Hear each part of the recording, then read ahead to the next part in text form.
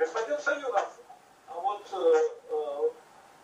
по вашему мнению, насколько сегодня молодежь осведомлена об Отечественной войне? И делает ли власть все, чтобы молодые люди знали и реально ценили победу? Или пропаганда самого режима занимает основное время и ресурсы, а на другие ценности уже не уделяется достаточно усилий? Я вам скажу так, начиная с 1992 года, после развала Союза, в Туркменистане, значит, начали как бы прививать сначала культ Сапармурада Ниязова, потом культ его семьи, потом культ его клана, потом культ его местности, откуда он родом. А потом этот культ приобрел такое значение, что вот кроме этого культа или обслуживания, как вы сказали, своих интересов правителями, а для народа там не оставалось места ни для подвига, ни для как бы гордости, для подражания следующим или юным поколениям. На сегодняшний день, если вот так подойти к вопросу серьезно, мы не можем сказать, вот, скажем, нынешняя молодежь, которым 20 лет или 30 лет, на чьем примере они могут, допустим, скажем, нести службу или ратную службу в рядах туркменской армии. Ну, нету таких полководцев, которые бы были бы примером для них. Нету тех генералов, которые бы прошли или имели за своей спиной или в своем багаже опыт каких-то боевых действий, в каком-либо, скажем, уголке нашей планеты. Нету тех людей, которые окончили бы, скажем, академии других государств, где эта военная наука преподается по-настоящему. Туркменская армия набрана на сегодняшний день только в основном по родоплеменной принадлежности и приверженности правителю. Других параметров нету для того, чтобы сказать, что в туркменской армии присутствуют люди, которые имеют зачатки полководца, или же в них есть, скажем, традиционно или потомственно в них вложено, что они призваны защищать Родину. Нет, там в туркменской армии в основном случайные люди служат. А насколько ветераны сегодня организованы? Насколько влиятельны их структуры? Я вам скажу так, в 1993 году Сапармурад Ниязов сначала уничтожил организацию воинов-интернационалистов в республике, потом потихонечку убрал, значит, все секции ветеранов Великой Отечественной войны, которые имелись в городах или имели свои областные структуры, городские структуры, республиканскую структуру. Сейчас это, как бы вам сказать, эти люди вроде бы и есть среди нас, но в то же время их в списках таких вот, скажем, официальных учреждений, как бывало раньше, они не состоят нигде. То есть нет того обслуживания, что раньше было, допустим, ветеран, он стоит на отдельном учете, скажем, при поликлинике, чтобы, скажем, он может пользоваться курортно-санаторным лечением. Такого порядка, что было раньше, что люди могли получать свои льготы, об этом даже речи нет сегодня. А о воинах афганцах или ветеранах той войны забыли вообще. О них даже разговор нет, будто бы их и не было. Я хотел бы тут подчеркнуть, в той афганской войне из Туркменистана прошли вот эту войну за 10 лет 24 200 человек.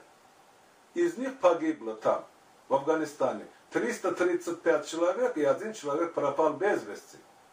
И в том числе 770 человек вернулись на родину или в Туркменистан калеками 1-й, 2-й, 3-й степени, инвалидами.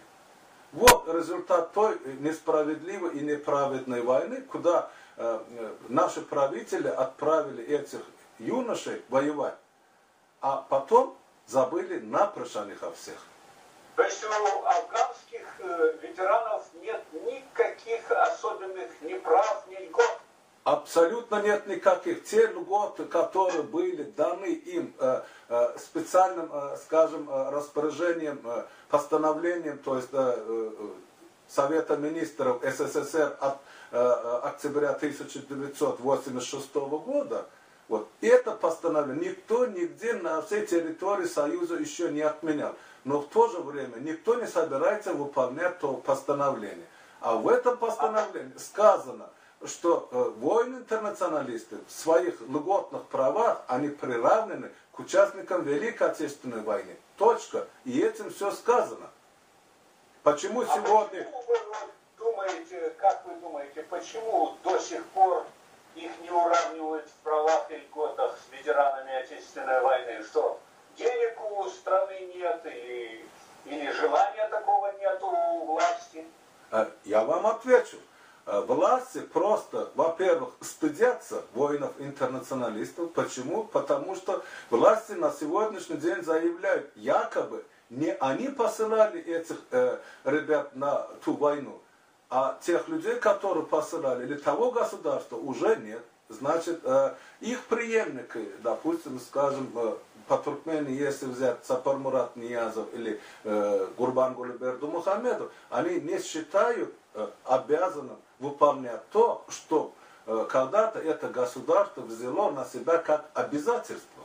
Вот этого нет. Поэтому афганцы, воины-интернационалисты, оказались на обочине дороги. А почему, собственно? Во-первых, они участвовали в той несправедливой войне, и теперь вторично власти уже несправедливо дискриминируют эту категорию граждан. Вместо того, чтобы их реабилитировать, поддерживать социально, морально, материально, власти ушли от своих обязательств. Почему? Потому что когда при развале Союза каждая республика взяла на себя обязательства, в том числе те обязательства, что выполнять, взятые на себя обязательства по обеспечению ветеранов Великой Отечественной войны, и в том числе воинов-интернационалистов. Возвращаясь к ветеранам Великой Отечественной войны и к их проблемам, насколько вы знаете, есть ли в госбюджете отдельные статьи, специально посвященные ветеранам? Или все возникает в таких, знаете, предпраздничных, агитационно-пропагандистских, импровизациях из центральных и местных бюрократов? Я бы сказал так. Специального бюджета, где предусматривалось, значит, льготы или обеспечение воинов, ветеранов Великой Отечественной войны или приравненных к ним лиц, нету, не существует. А оно было забыто с развалом Советского Союза. Я думаю, это повсеместно такая картина хотя бы по Центральной Азии.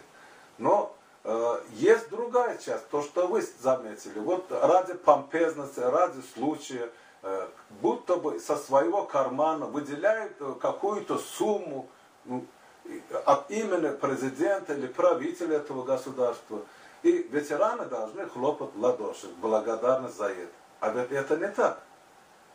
Если взять конкретно по Туркменистану, мы одна из богатейших республик постсоветского пространства, или среди всех тех бывших советских республик.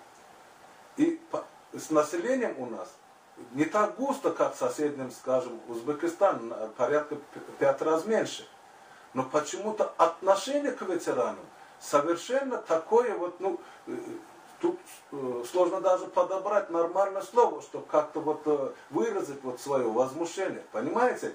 $70 на одного ветерана в год празднования 65-летия победы над фашистской Германией. Как это вот можно еще унизить этих ветеранов? И чем еще можно унизить тех людей, которым сегодня уже за 80 далеко, и неизвестно, доживут ли кто-то из них до 70-летнего юбилея победы?